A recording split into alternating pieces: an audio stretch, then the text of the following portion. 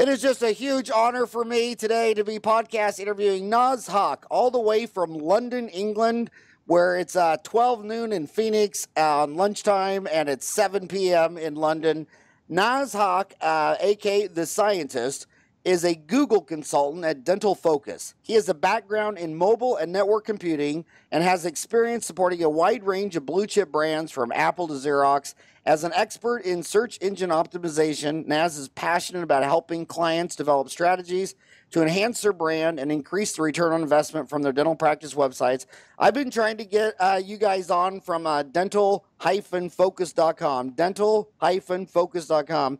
These guys are basically crushing it in the UK. How many countries do you work in? Is it mainly a UK? It's mainly UK and Ireland. We do have a handful of clients overseas, Australia, Canada. I think there are a couple in the US. But our effort has been focused in the UK. It's just been more through word of mouth, and it'd be rude to say no. And how old is your company? Company now is 16 years old. Wow. So you guys started in 2000? Yeah. I took algebra and trig and geometry, so I was able to take 2016 minus 2000, and I could do that in my head because I'm 54, and that's impressive. And especially, so you guys you guys jumped right on it. Yeah. I mean, we started Dental Town in '98, and I always look back and say, my worst idea I ever had was starting Dental Town in '98 because the dentist didn't get the internet till about 2001, 2002. I mean, I started Dental Town, and I'd be lecturing, and there'd be 100 dentists in the room, and I'd say, "How many of you guys are on the internet?" And they just like deer looking in a headlight. And then they started getting it so they could help the wives started getting it so the children could do homework for school projects, and the dentist. I mean, it really wasn't till 2003 until they started to say, hey, this is not noise, this is serious. And the reason I want to talk to you so bad is because, older guys like me, we grew up with newspaper ads, direct mail, and the yellow pages. And now all the moms are looking for appointments on their smartphone, and there's 2 million dentists on earth. So how do you show up on Google? I mean, you're in London. If I was at London and had a dental emergency and typed in dentist London, I mean, how many names would it serve me? I would say you're going to be looking in the millions, because the way Google works, it no longer wants to assume you're looking for a dentist. It would give you a variety of choices. So you might be looking for dental insurance. You might be looking for news about dentistry. So Google will give you varied results. So the results will be going into the millions, but you only have 10 natural positions on Google page one, and you've got 3 ads. So 3 map listings, and then you've got the paid ads. So there's 3 different areas where you can appear on Google. Okay, where are those 3? 10. You said 10 natural listings, 3 paid ad listings. So 3 to 4.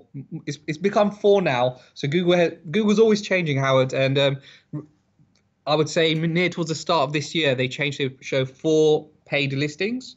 And then you've got the free map listings. And the order is the paid listings. And that's where Google makes most of their money. Last year, they made roughly 67 billion. My God. And that's from their main platform. That's more money than my ex-wife made last year. So 4 paid, and then next is? The free map listings. So the map listings kind of off to the right. Map listings are now on the left as well. Everything is to the left. Well, are you talking smartphone or desktop? Desktop. Okay. So Google doesn't really show anything on the right anymore. What they found is not many people use that area, and all the ads that were floating around there historically, they've been removed because the click rates were low. That means Google was making less money from that. So now they've made it more competitive by giving 4 spaces. And that also means people are spending more money. Dentists spend more money on search engine optimization, appearing on one of those top 10 listings. Well, I always thought it was kind of, I'm a cynical bastard. I mean, I first don't believe, I think an intelligent person is someone who can listen to a thought, an idea, and dismiss it. Sometimes you'll search for the exact dentist's name, and his name will show up right on the top as an ad. And then 4 down, the guy deserved organically was served up first. But I'm sitting there thinking, I wonder how many humans don't understand that, you know, you're looking for this guy, and if you click this one, it costs them money, and if you click down, it's free. Really, really good points. Now, as human beings, we don't like being sold to. So those ads at the top, Google has to put the mention ad next to it. It specifically is very clear. It's very explicit to the consumer, to the user. That's an ad. And in terms of statistics, 65% of the audience will ignore those ads. Really? Well, that gives me faith in humanity. So that means Google's making from that 67 odd billion, it's from that 35%. Nice. And a lot of that might be age dependent. I mean, probably the single worst idea I ever did in my life was bought my mother a computer and taught her how to email, because now I get, 10 forwards a day along with all my uncles. I can't imagine my mom knowing the difference between the ad and the, so it might be audience sophistication. I mean, if you didn't grow up, on the computer. So what do you, so obviously you're talking to a bunch of dentists right now, and they're all on their commute to work, and they're an hour commute, and the only thing they want out of Google is to send them a patient that needs a root canal filling or a crown. How can they do that better? Well, the real question, sorry for not answering you directly, in this day and age is, how is this marketing supporting your business needs? Because not every dentist wants to do root canal. You may know through your journey, through your experience, it gets to a stage where dentists find out, you know what, I'm doing a lot of something and maybe I'm not fulfilled. I'm not seeing enough of the patients I spent 5, 6, 7 years and $20,000, $30,000, $40,000 learning about those particular treatments. I'm not seeing enough of those. Not everybody wants to do scale and polish or, of a certain treatment all day long, and they want to attract more of a certain type of patients. And that's where marketing starts complementing the needs of that individual. It's, marketing, it really should be complementing the business and the direction of the business. Many people have websites for the sake of having a website. So you have a website, Howard. What's the purpose behind your website? It's a beautiful website, by the way. Is it? Yeah.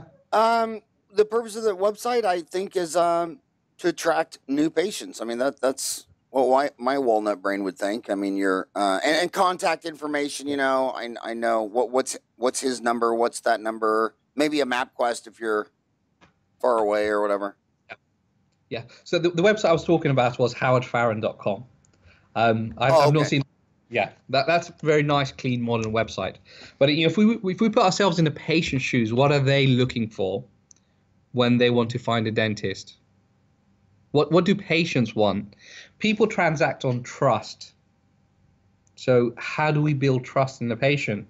And what they really want to hear is what other patients have to say about you. If I spend the next 45 minutes telling you how great I am, that's not going to provide any value to the audience, and I'm just blowing my own trumpets. But if we have 20, 30 people talking about the results they've achieved, dentists will trust me. And we've got to put that same mentality to the patients. When patients go onto a website and they see other patients talking about how great you are and the results that you've achieved, well, as together, they had to trust you. You had to go in there to change their lives, change their mouths. And as a prospective patient, you hear that. That's when you think, okay, this might be the person who can help me with what I have, and I'm not the first. That's really what we want to look at. So in essence, it's the patient concerns. Patients coming to the practice, the surgery, and what they're sharing with the dentist is the concern. In the US, you call doctors. So the patient's sharing the concerns with you. You address those concerns, and you get them to go ahead. So how can you start addressing more concerns from your website? Tell me. Cool. So that's one of the methodologies we have here. So over the last 16 years, we've been very fortunate. We've created over 600 websites now, and we take feedback from our most successful clients. We learn from them. We're very invested in learning all the time. And the stories from the clients where the successes are, we found out the 8 patient concerns. What patients really want to know is, how much is it going to cost? What's the form of it? What's the function? What's the treatment journey? How am I going to be treated throughout all of this? How long will it last? What's the aftercare? These are the questions a patient has at the back of their mind when they're weighing up between the different providers they're looking at. Because at the end of the day, there could be 10 people providing an implant or braces or cosmetic dentistry, but what's different about you? And that's what needs to come across on the website. Since you started in 2000, I would say, 2000, the biggest consumer brands were already made, Colgate, Crest, all that stuff. But in your lifetime, it would have been Invisalign. I mean, man, did they build a huge brand in the last 16 years or what? Yeah. I mean, it's like probably every person in America and England have heard about it, even in Malaysia. So I see where you're going with this, because in the UK, when I got out of school 29 years ago, most of the dentists worked for the NHS. Yeah. And now a lot of the fees got so low and the volume got so high, they're trying to migrate out and do more private pay stuff like Invisalign. Yeah. And how's that journey going for them? Invisalign is very competitive. It's a massive market. Cosmetic dentistry is massive in the UK. Unfortunately, dentists sometimes don't get the best press, best support in the UK. Many of them come into the industry. Uncle's a retired consultant. His daughter's a practicing dentist, and she's emigrated to Australia. Many dentists go in, and they've got a different reason why they started the career, the journey. So, some of the listeners right now, if we were to ask them, why did you become a dentist? They might say, expectations, wanted to be an entrepreneur, wanted to run my own business, have a lifestyle balance. Why did you become a dentist, Howard? Well, my dad owned a Sonic drive-in restaurant, made hamburgers, fries, and Cokes, and he was my idol, and I loved working with my dad. But my next-door neighbor, Kenny Anderson, was a dentist, and I would go to work with him, and he was taking x-rays and doing root canals and crowns. And I wrote my dental school in the 6th grade because I didn't want to make hamburgers and hot dogs and french fries and onion rings my whole life. I just thought what Kenny Anderson was doing was just amazingly cool. And a shout out to Kenny Anderson. He just celebrated his 50th anniversary of his dental office, and he's still crushing it. Awesome. I love to hear that. He's still very much in love with his craft, and he's applying it to himself. There are some individuals, unfortunately, who go into the path of dentistry, but it's not what they expected it to be. And it happens with all walks of life. We go into a certain career path. It's not what we expect it to be. What I'm trying to get to is, in the UK, many people went in at a stage where dentists were paid very handsomely. And now the amount of hours they put in, the effort they put in, and what they actually take home at the end of the day, for that much work, there's got to be something better. So then they need to start looking at private dentistry. And private dentistry, that helps to bring in a high level of income, but it is very competitive. If you look at the trend of what's happening in the UK, it's becoming more and more competitive. And that's why, interesting, the US is ahead of the UK in the digital space, but in terms of the demand for SEO and paid advertising, the UK is vastly ahead. The UK has the largest spend in digital marketing out of every country in Western Europe. We're talking about billions. Are you talking about just the dental vertical, or are you talking about period? Dental. Well, you know what? I always think of the UK. I always think of, when people say they visited America, I always pause and say, okay, well, where did you go? I mean, it's a huge country. And they always say, oh, I went to the Greater New York Dental Meeting in Manhattan. And I say, well, did you leave Manhattan? And they go, no. And I'm just like laughing, because that has nothing to do with America. And I always think of London and Manhattan is the same. And I know the spend rate, all the highest clicks for Google are in Manhattan. So I would assume, London, Manhattan. I've heard the highest is at almost $5,000 a click is for a personal injury attorney in Manhattan. Wow. Yeah. So if you hate attorneys, just Google Manhattan personal injury attorneys and just start clicking all the ads. Yeah. You're gonna put someone out of business. So I mean, London is just, it's like New York City. Yeah, I would say in that respect, it's very competitive, and you've got different situations in different parts of the country. But the trend we see as you go further up north, you've got usually a more mature demographic, and they're less on their mobiles and they're less on their computers. So in a dental practice in London could typically expect 1,200 visitors per month on average, and if you go up to Glasgow, 700 visitors, sorry, per month on average. It can vary. It depends on the size of the practice and what treatments you're appearing for as well. Now, what we have to consider that's 700 sets of eyes that will land on your website as a dentist, and if you were to get an additional 3 of those patients sign up to you, and it's implants, and you price yourself at between £2,000 to £3,000, that could be £9,000 in additional revenue coming in from your website. So considering that, it still amazes me how many practices still do not have websites. And it's in the UK or America? Both. I think it's bigger in the US. I think it's bigger in the US when the last time I looked at the data, but still in the UK as well. So do you guys call us mostly the US, USA, or America? What do most Brits refer to this country as? I'm not sure. I lived 2 years in New York as a child, so I lived in your part of the world. So I'm a bit different. It's a really good question. I think some of the guys in the office, well, most of the guys in the office say America. Yeah, but it's funny because I have a journal, a column, and it's right around the world, and I get negative feedback whenever I call it America, because they say it's not America, it's North America, it's South America, it's Central America. It's but and you guys are you guys calling it the mobile, or are you guys still calling it the handy? Mobile. Do you remember when they used to all call it the handy in the UK? No, I've never, to be honest, it's the first time I've heard that. Okay, because when cell phones started coming out, like the Motorola flip phone, and I was lecturing in London, this is back in the day, maybe, I don't know, in the late 90s, a lot of people call it the handy because you held it in your hand. Okay. But maybe they were just crazy dentists. But so you never heard of the handy. So no.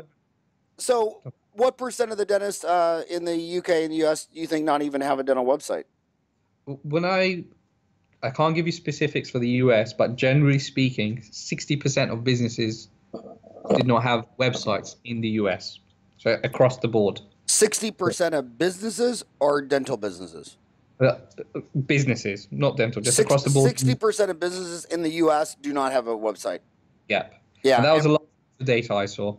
And when some dentist sends me an email, a lot of times when I hit reply, I'll just copy and paste, drop the name in Google just to get an idea like where he's at or whatever, stuff like that.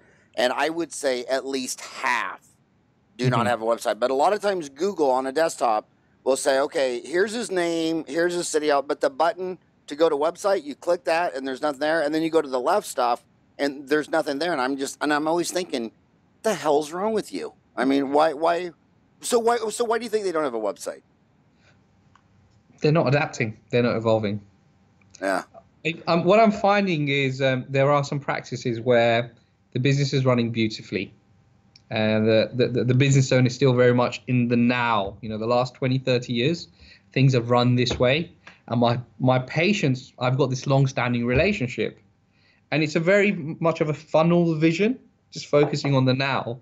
And, they've not really thought about what else is going to happen, what's going to happen in 5 years' time. Sometimes they'll have, they'll think, okay, maybe I'm going to retire in the next 3 years or 4 years, whatever it is, I'm going to sell. And then the estate agent comes in and values the property and says to them, you know what, you're underutilizing yourself. If you did some digital marketing, you'd increase the value. And then that's when they think, okay, I need to start doing something. Most of the time, they're very busy at that stage of their career, and they just want to keep it at that level without becoming busier. It's coming more towards a passive income level.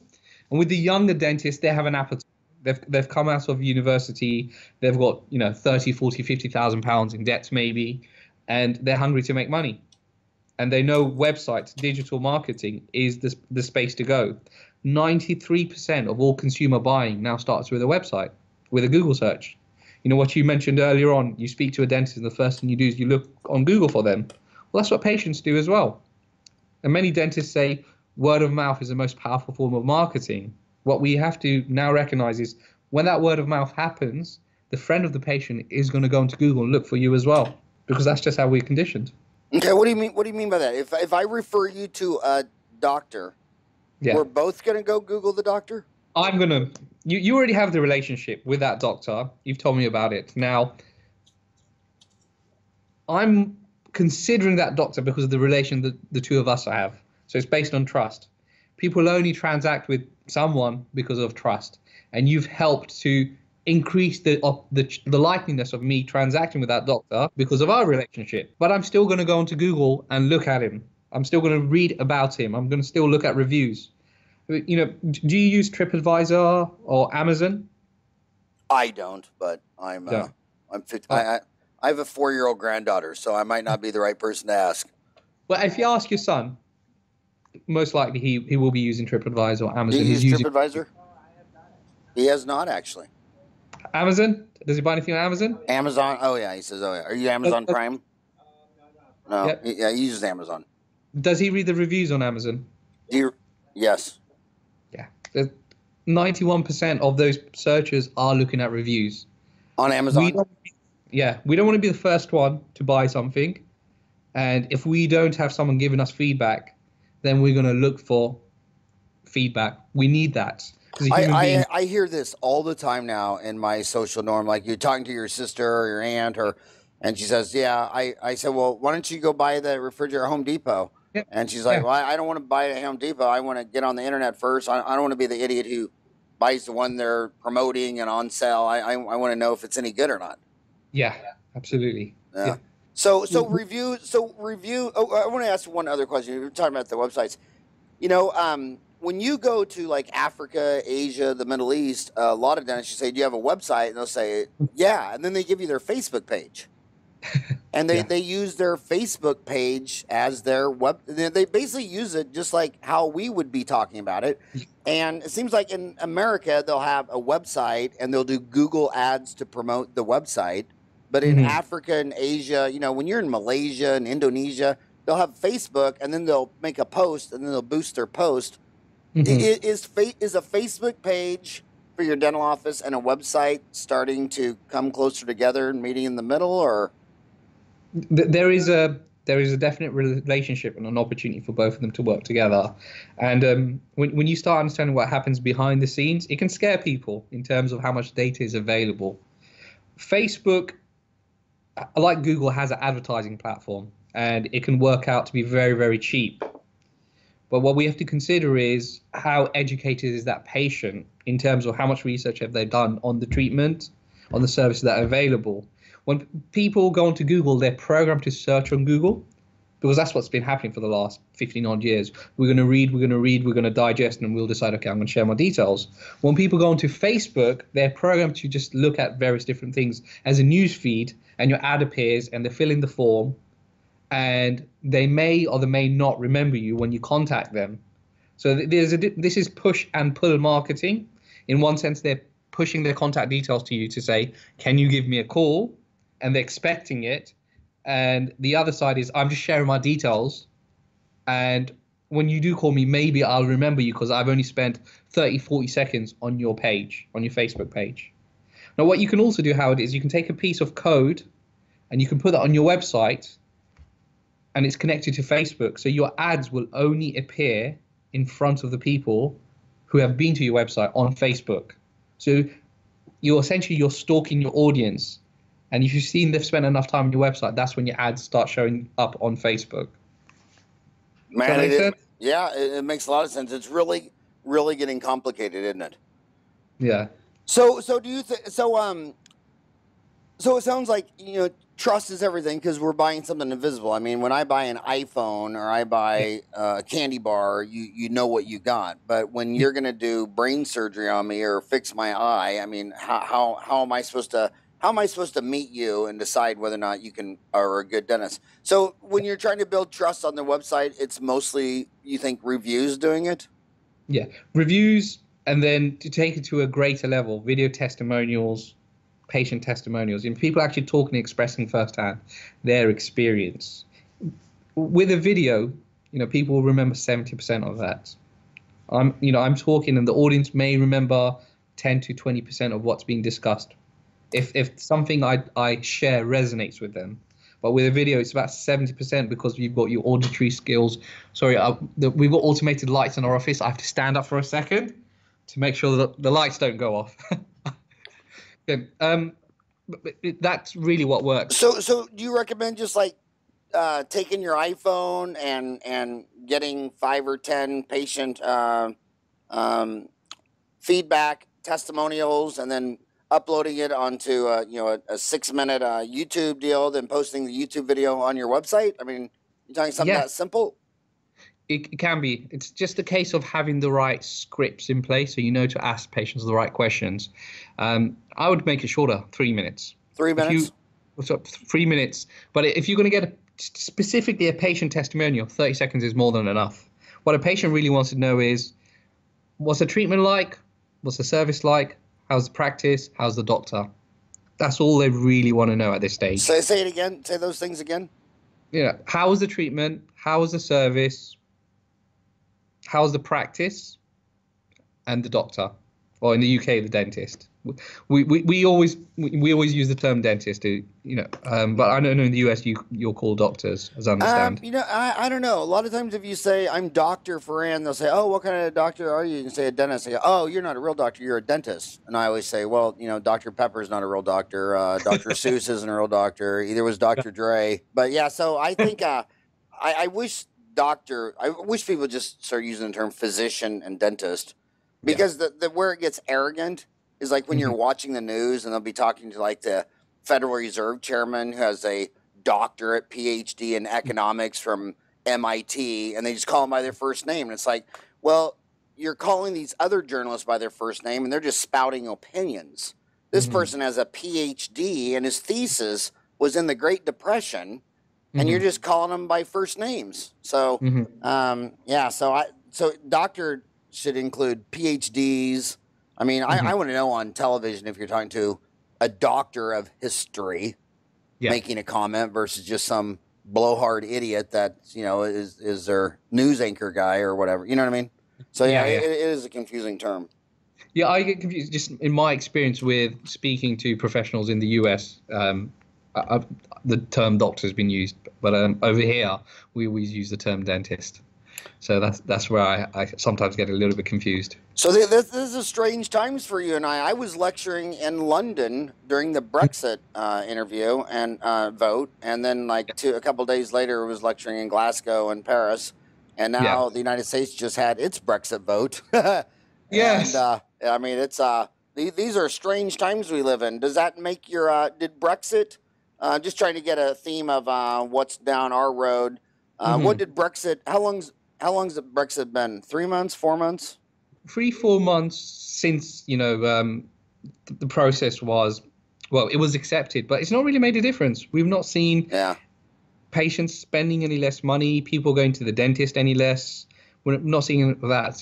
We have over 500 clients, and only one client has rang up and said, what's going on? Yeah, and your markets crashed, they tanked, the next day, but they pretty much all came back, and I think it was because of that is why ours didn't blink, because they're like, we've seen this playing out now in many countries. So Brexit didn't affect dentists, and I don't think this swing to a party taking over the White House, the Congress, the Supreme Court is going to really change much either.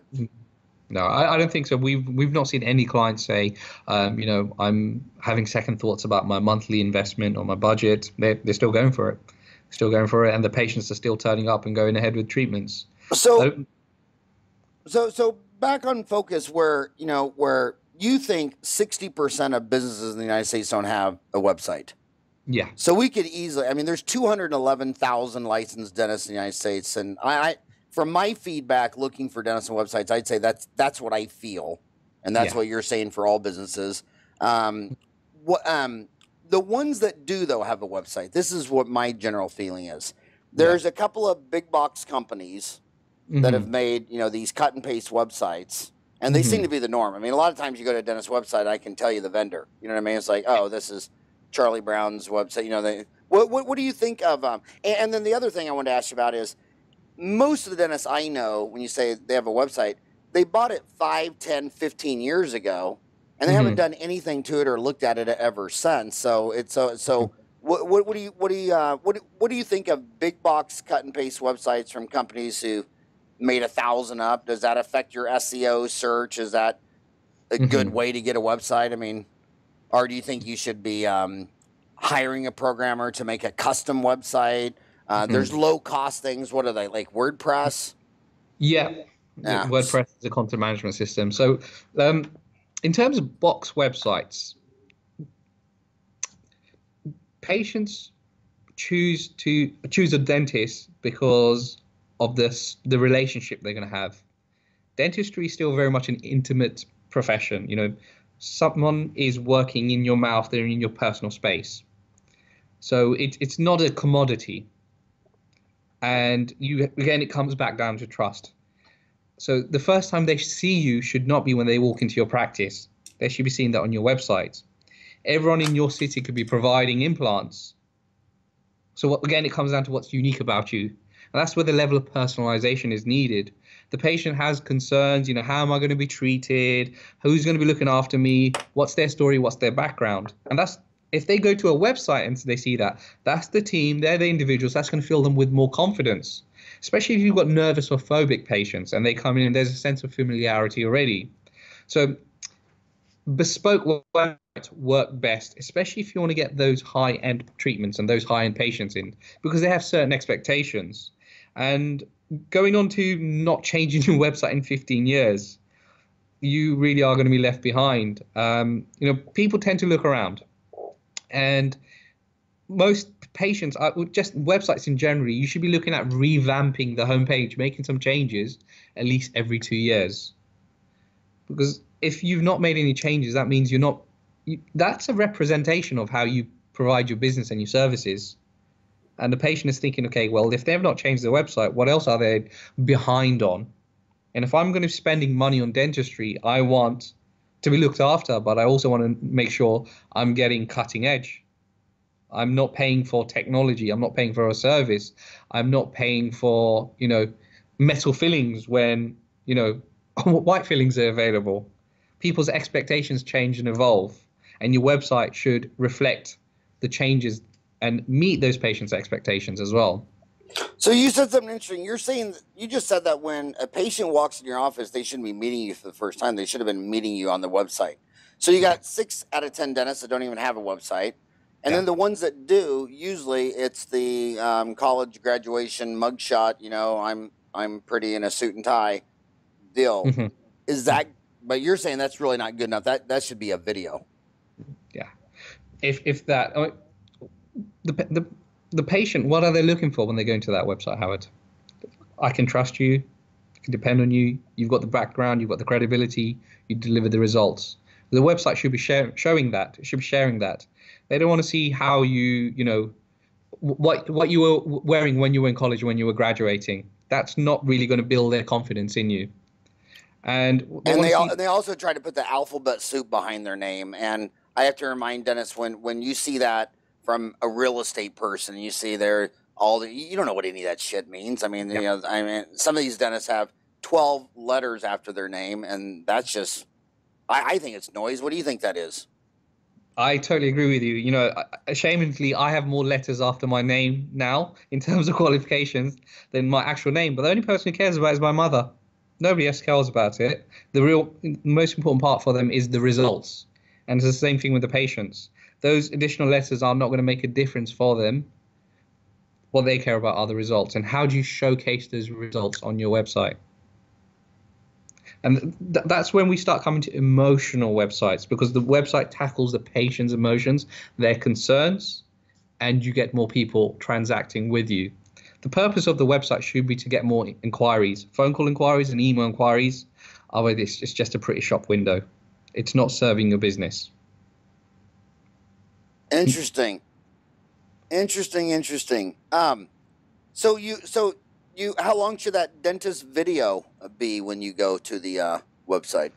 Oh, the video itself, it depends on which page it's on and what the purpose of the video is. I've seen, unfortunately, sometimes there's videos where the dentist is spending a long time talking about themselves.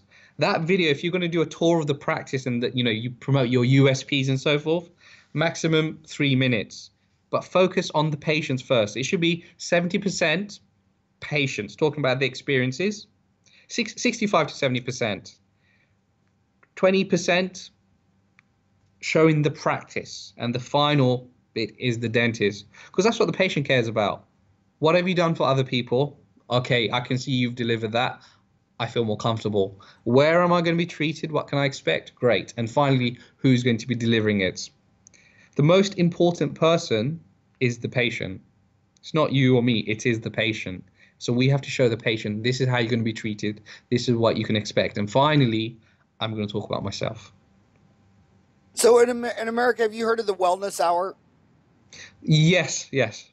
Well, what do you think of that concept with Randy Alvarez, where they kind of bring a dentist in and makes you look like you're on a BBC newscast, and they talk, for To be fair, I've heard of it. I've not actually watched it. I don't have much of it'd be unfair for me to have an opinion on that. I'm not sitting on the fence. It's just that I've never actually looked at any of this. I've read about it on the internet because I live on the internet. yeah. I would imagine it helps to build an individual's profile, but who is it serving? It's building your name in the dental community, and patients, if they're looking for a celebrity dentist, you're going to find them. So you think it's almost more of a B2B play instead of a B2C? Yeah. That it's building dentist profiles in dentistry as opposed to building a dentist profile within consumers. Yeah.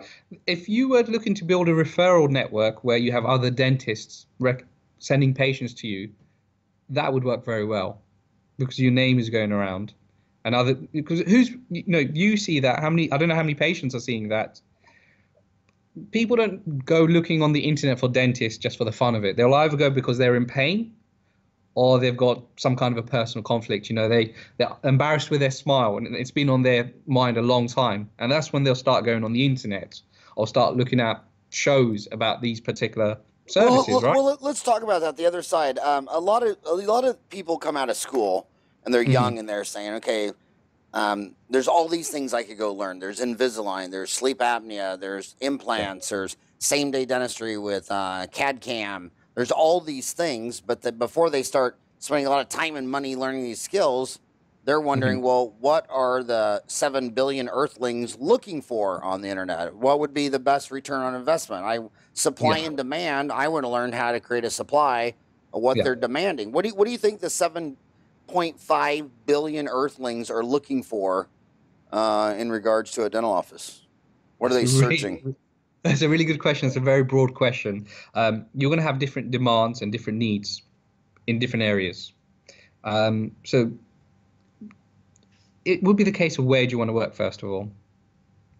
If the journey a dentist will typically take, and maybe you're seeing this, with your years in dentistry, they'll get to a stage when they realize, okay, I can't do everything. I don't enjoy doing everything. And what career path am I going to take?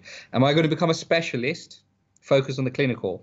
Am I going to become a business manager, a principal, a business person? I focus on operations.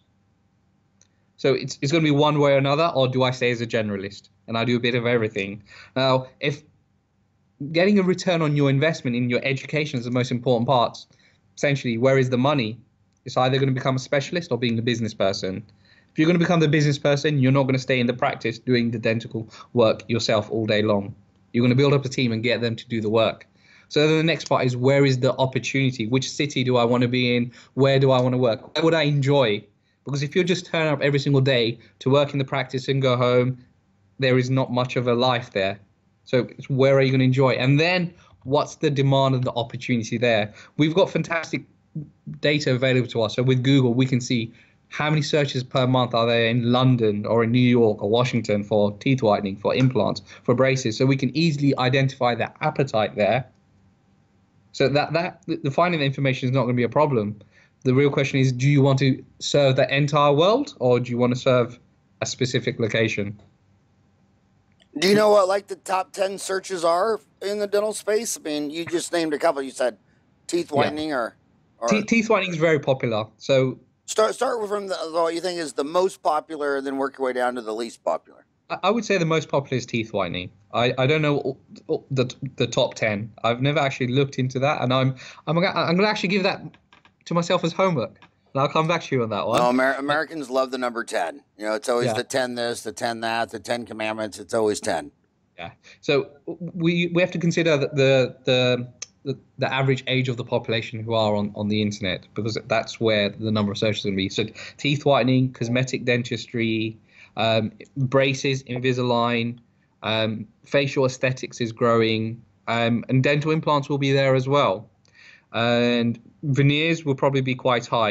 And again, it depends where you are. So, if we're in London, or, you're west side somewhere in the US, there might be more of an interest in veneers. If you are somewhere where there's an elder demographic and the prevention was the mindset and the mentality they were brought up with, they're going to be very anti-veneers, and they're going to be looking at more traditional cosmetic dentistry, your crowns and your fillings and so forth.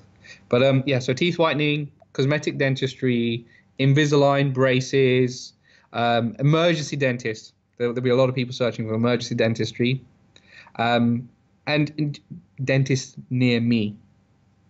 People are now just doing local searches, so they'll go into Google and type in dentist near me or shop near me, restaurant near me. I'm not typing anymore. I don't know. All of a sudden, out of nowhere, I realize on my Google search bar, it just says where you just start with "Okay Google," and the minute I say that, it immediately pulls up the search. It's so cool because I don't have to take my monkey thumbs and do that anymore. I just hit the Google app, say "Okay Google," and boom. But you're saying that people are typing in "dentist near me"? Yeah, and they will also narrate that as well. So, for example, just going with what you've said, I could easily just be doing a search here. I do a lot of voice search, and it's very popular in the US. Dentist near me. So I've just said that in my phone.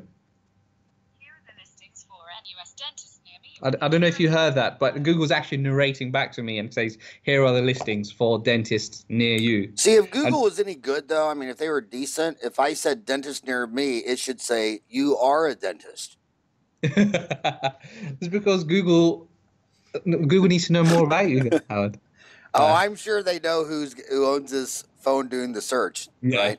If you go into your Google profile, and there's a section you can find all the data that they've collected on you in the last 15, 20 years. So you can find all the information. But we're going off on a tangent there.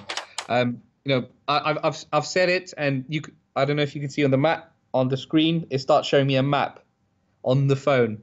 Voice search is becoming really, really popular, and it's something that's growing. It's more popular in the US than in the UK. The younger generation are, when I checked last year, on average doing about 4.3 searches per day by talking on their phone. An American is? Yeah. The average American's doing 4.3 searches a day? The younger generation. So we're talking about early teens to young adults. There was about 4.3 voice searches per day.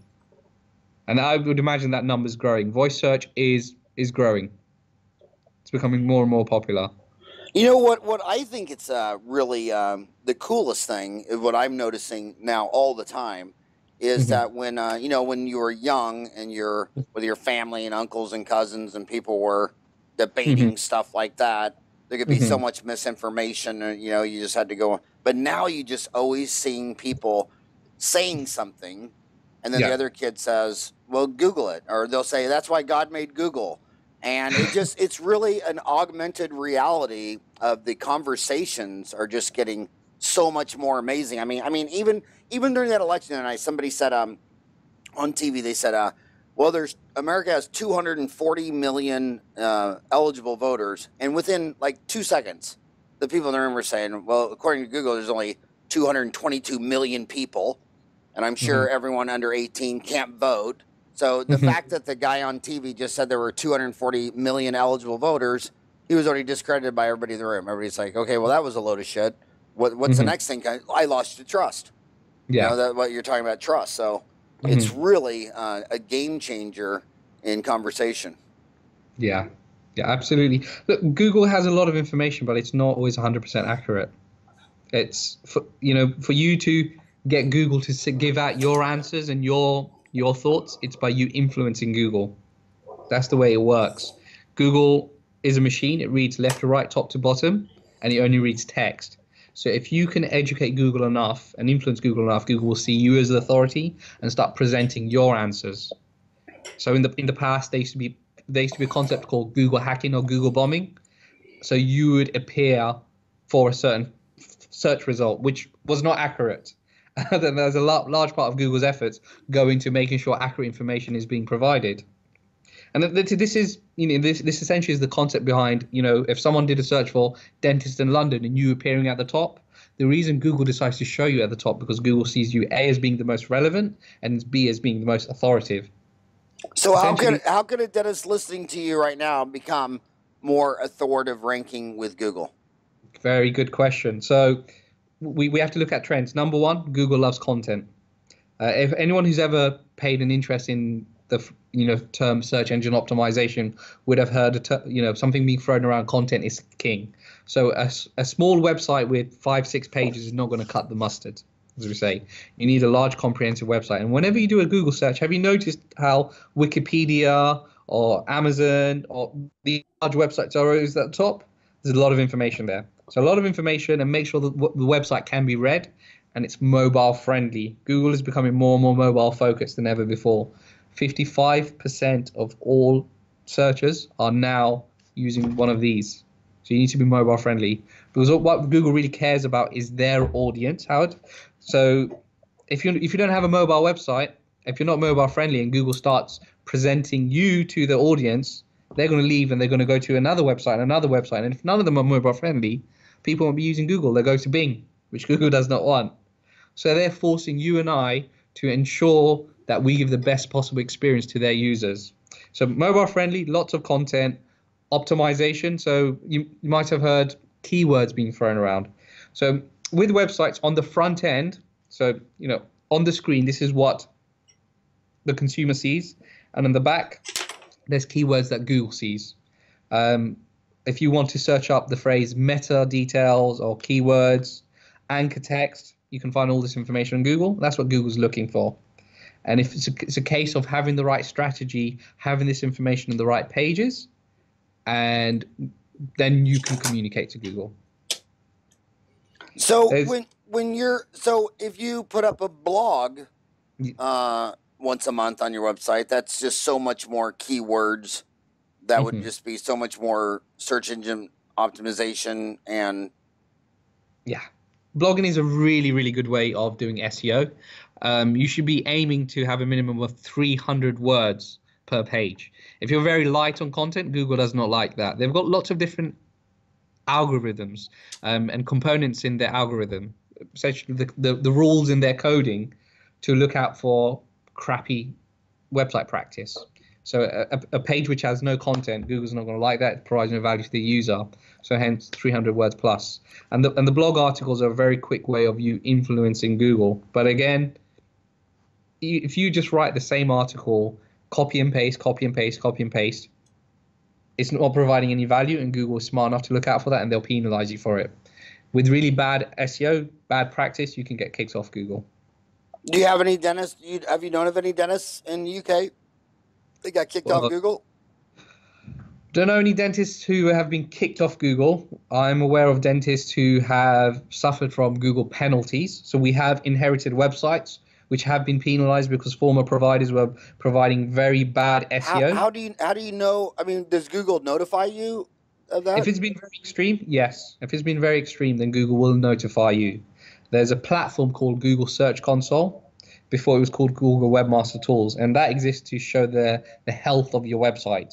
And if it's been very extreme, you'll receive a message from Google say you've got a manual penalty. The easiest way for you to measure is one of two. Number one, look at your Google Analytics. That's a platform to measure how many people are coming into your website. So if you see a significant drop in your traffic at a certain time, you've probably had a penalty there. Or number two, if you actually have seen yourself disappear, so you've gone from page 1 to page 0, you know something's happened there. Google doesn't like what's happening, and that's why Google's no longer showing on the first page. You've lost your authority. And so now what about if you put up a video, like say you took your iPhone and you did a patient testimonial, or you were talking about something, sealants, whatever, and you put that up on your website. is Google searching the sound file of that video? No. So Google does not see videos either. What Google sees is someone is spending time on your website looking at that video. So Google looks at dwell time, or in their words, average time on site. So first of all, you would need to ensure that you'd have been high enough on Google for someone to land on your website to see the video. Otherwise, the video is not going to make much of a difference for you, aside from your word of mouth patients. Because if it could do a verbal search, an audio search, that same technology could print out the video. And I've noticed that a lot of the video that Google's offered a new deal where you can get the transcript of your YouTube video. Yeah, you can transcribe and then the text Google sees. The text Google sees. So if you were to transcript your video, that text Google can read. So on your YouTube account, in the descriptions, you've got all the text there, and that's what Google would pick up.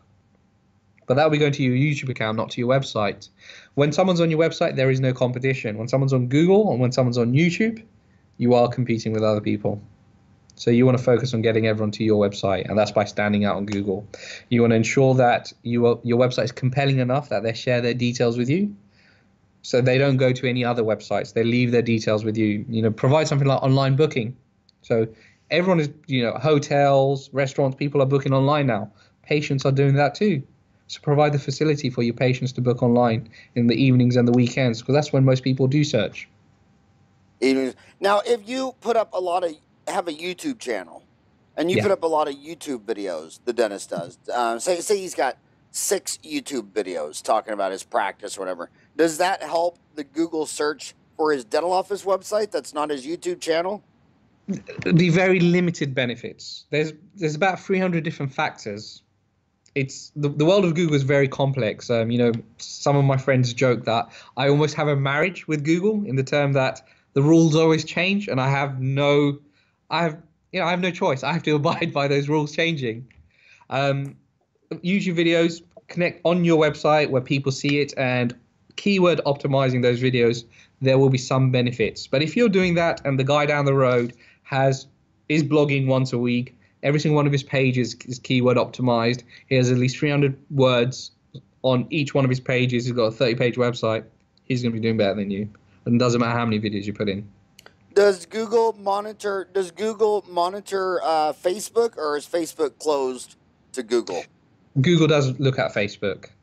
So that's another one of the factors in the weighting. So Google trusts Facebook and Twitter and indexes them hundreds of times a day, millions of times a day.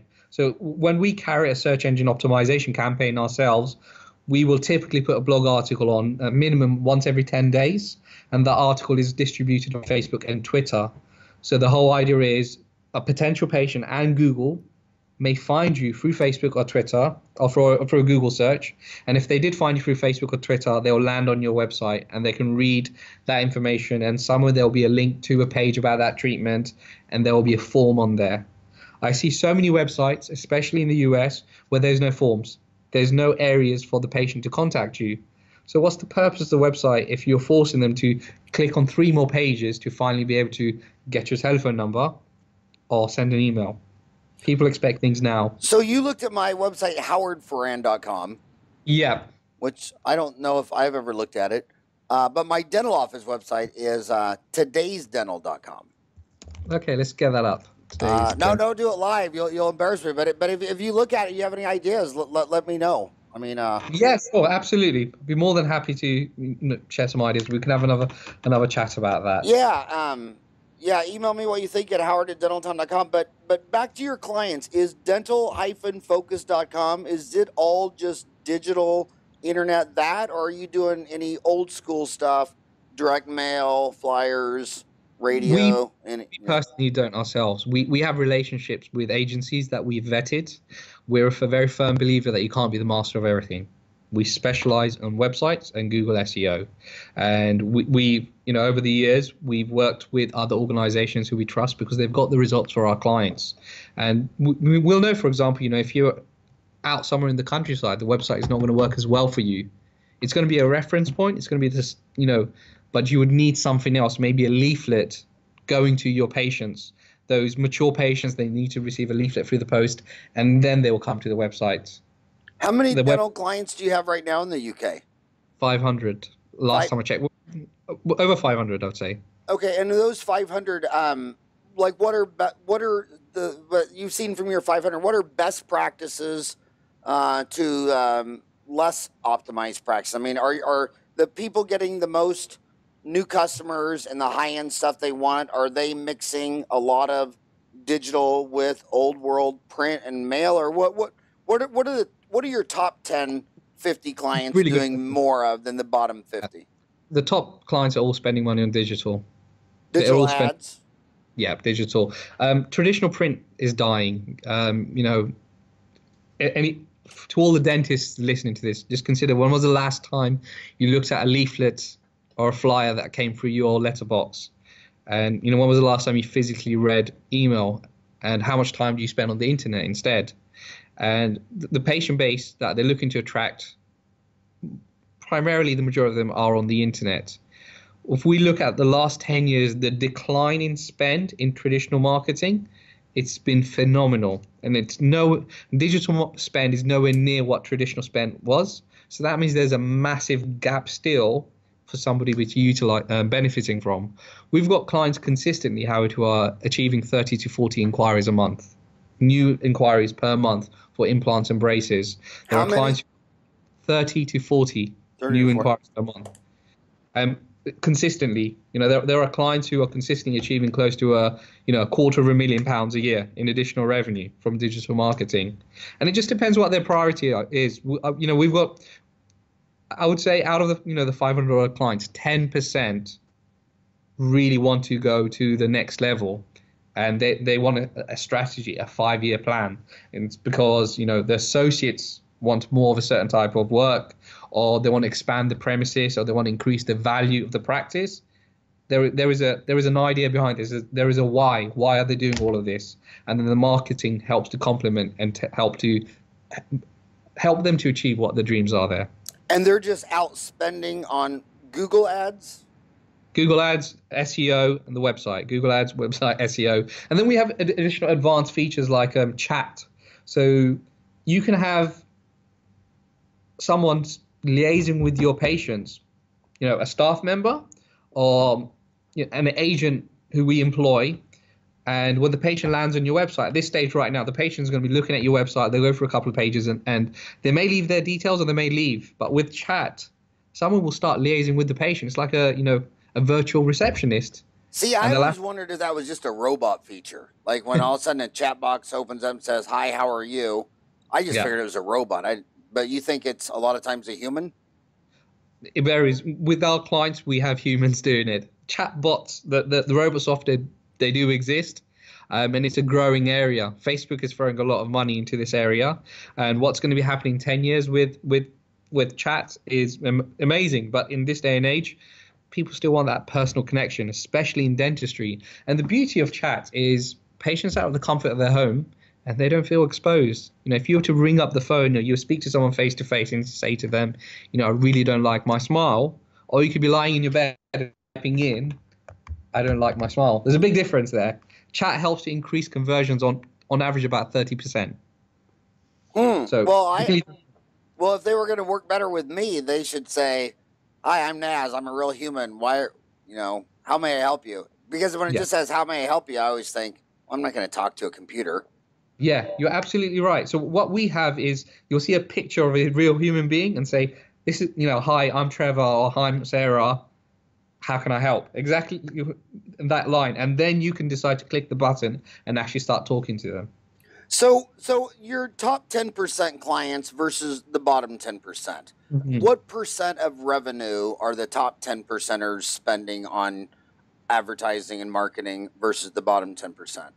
Good question. In the UK right now, a practice which is doing about £500,000 in revenue is typically allocating 5% to marketing. So it's about £25,000. If they've never had a website before, a large percentage of that 25K will go to the websites. And if they already have a website, it's just a case of making sure it's up to date or not and carrying out digital marketing. With the the bottom 10%, they're not spending anything in digital marketing.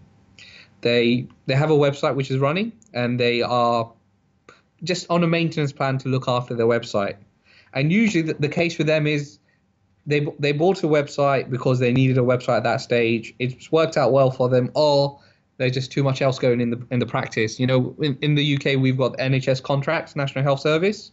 So some practices they don't need to look for patients. They've got lots of patients coming in. What they need the website to do is help them to save time, to make them more efficient.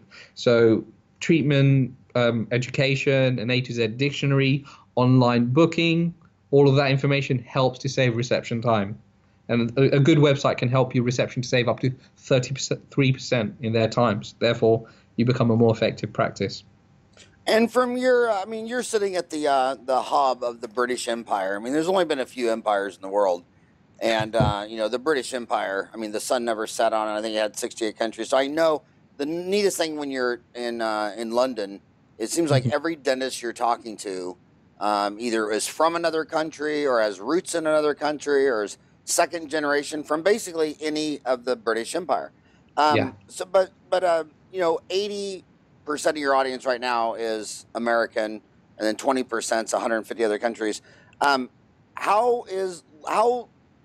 good is it lucrative to be a dentist in, like, say, the UK versus other countries around you?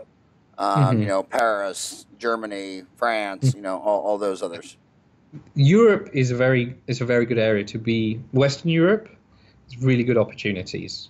There's some amazingly run practices in Germany and some parts of Eastern Europe. We see, just in terms of research, we see some fantastic practice, very, very large practices. And there's a growing appetite now for dental tourism. So just how in the US you will have, people flying over to Mexico for treatments.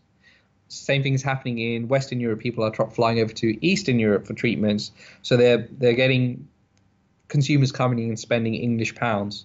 So there's a good opportunity out there, but it's a case of building your name and making sure you can be found. You can be the best dentist in the world, but if nobody knows about it and they can't find you, you're not really going to build your revenue. You're not really going to. And I've know so many dentists personally that the cost of air travel with Southwest Airlines. I mean, when I in 1990 when I started flying to lecture, the planes were empty and it was always $1,000 a flight, and now the planes are completely full and it's just a few hundred. And I have so many dentists that they put a bunch of clinical before and afters of more complicated stuff. And a lot of people in smaller markets are jumping on Southwest Airlines and flying to them because they just think, well, I'm from a small town in Parsons, Kansas, and that probably isn't the place to get like a boob job, a facelift, implants, veneers. And they just don't even blink at flying to Dallas or Kansas City. And some of these guys, their websites, are just, it's just a game changer. Which countries is crushing it the best in dental tourism? Dental tourism it's probably Hungary and Bulgaria. Hungary and Bulgaria. Yep. Huh. Yeah. And then there's a big growing area for Poland and Czechoslovakia. That's really growing. But Hungary and Bulgaria, I would say, are doing. And what about Moscow? Moscow, I'm not sure about that. I think the thing is within Europe, we've got. At this stage, we've got some freedom of movement within certain countries in Europe because of visas and so forth. But for Western Europeans to go to Moscow, it becomes a bit more difficult. Because you need a visa and it's international travel. So is Brexit going to pull those inter-country travel arrangements with your neighbors? I'm not sure. I think that's up in the air. It's down to the governments to negotiate on the treaties there. There's a lot of benefits that we have. The ease of access going into other countries, not having to pay certain taxes when you're flying around. So there's all these various benefits. We may lose out on them. It's too early. There's meant to be a 2-year negotiation period before we're fully out of the Brexit, and that's not started yet. So it's early days. So on that Brexit vote, when I was lecturing in London, the next day I was lecturing in Paris, and it was just so cool for me and Ryan and Greg just to go to the train station, jump under the English Channel, and then, I mean, it's just so much more fun than flying, because when you fly, all you see is a bunch of blue sky and clouds. You don't see anything. But man, I'll tell you what I love the most about Europe is the train system. I mean, you know, you're in Cologne and you can just jump on a train anywhere, and it's just so scenic and it's so cool. Whereas in America, you do all that by airplane.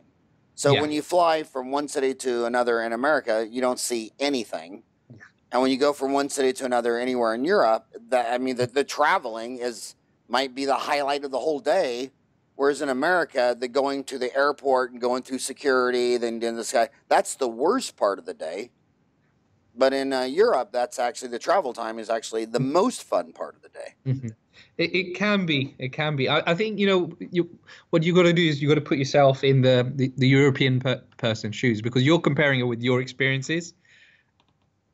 Yeah, because it'd be a vacation and it'd be the first time I saw it. Yeah. Whereas the guy that's been there and seen it 100 times. Yeah. So I personally, you know, I would not want to get on a plane and go to somewhere else in Europe for any dental treatment. But you know, but you know what's 100 times better with the European train system than the Japanese train system?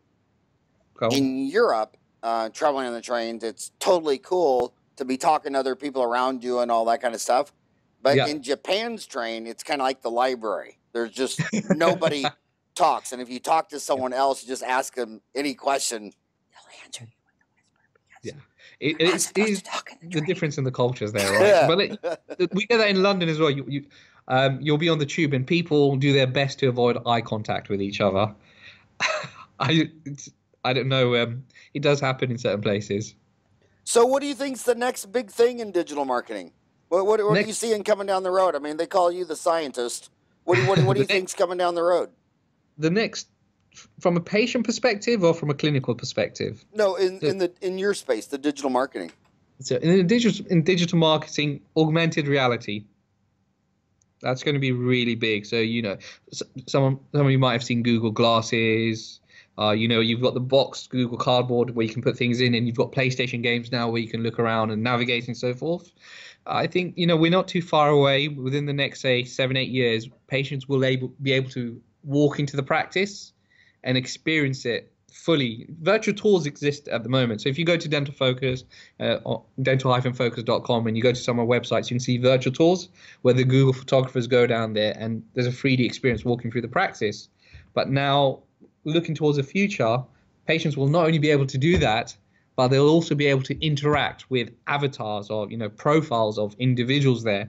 So they can navigate to reception and there will be a still of your receptionist, and they can start asking questions, or they can go into a treatment room and they can start interacting with the avatar of the dentist there about the options that will be available. I don't think we're too far away from that.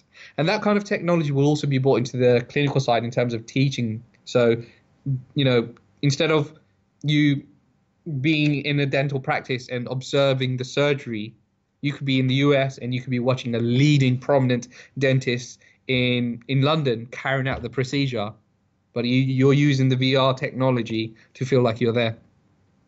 Okay, my final question, just to make sure, I'm going to ask you the hardest question at the end right now. Here it is. Are you ready? Are you ready? We passed an hour. This is the overtime. So when I was born in 62. So in 69, I was 7 years old watching a human land on the moon, Neil Armstrong, right? And at that time, at least a third of my friends in Kansas still had a horse. Yeah. Now I got a granddaughter, and now the next planet over is not a human. Their droids are on Mars, and the horse has been replaced by a droid, the car, which is now going to a driverless car. And us humans are trapped with this 3.5-pound monkey brain, and we're going to be competing with droids that have infinite computing power. So how long do you think it'll be before the human goes the way of the horse, and we end up being put in a zoo as a novelty, and the droids are what takes over and expands across the galaxy? How much longer do we have before we're replaced by virtual reality cloud computing droids? And just go back to being a monkey in the zoo? That's a really good question. Artificial intelligence is real. It exists. but it's not conscious. There are efforts into making it more conscious, and it's just whether we can trust human beings and the individuals who are creating all this work not to mess around and try and play God. But go out 100 years or 500 years or 1,000 years. Mm-hmm. No matter what the human does, at one point, this chess game between infinite computing power and a talking monkey, I think the power will switch, and at that point, you'll have lost it, won't you? Yeah, it's, bear in mind, someone's always creating this computing technology. The moment they decide to give, the system consciousness, so it's aware, that's when we lose it, because we're flawed. This is not my area of expertise, but as human beings, we're not perfect. We're flawed. With computer systems, they can always be improved, and they can self-improve. They don't age. So the moment it has consciousness and realizes, what we as humans are and what we do and how we mess up, it will get to the point where we'll say, well, my creator's not really helping me out. I want to improve. I'm going to take over my creator. But that can only happen if it's given consciousness. So all we can do is hope and pray that whoever is dabbling in this field does not go down the path of giving consciousness to computing systems. That's my only thoughts on it. I say we have 1,000 years max, and then we'll be in the zoo. My only question is, when they put us in the zoo, right now all the animals in the zoo are naked. My only question is, when they put humans in the zoo, will we still be able to wear clothes, or will we all be naked in the zoo? I think that's the only thing they haven't decided yet. Hey, buddy, seriously, you're the scientist. Naz Haque, Dental Focus. It's dental-focus.com. They can email you advice@dentalfocus.com. He's in the UK. I've been watching him. I've been watching you guys for 16 years. I think you guys are amazing. When I'm in the UK, everybody, you're the man. And it was just a huge honor for you to talk to my homies today. Thank you so much for coming on my show. It's been my pleasure. Thank you for the opportunity, and thank you to everyone who's listening as well.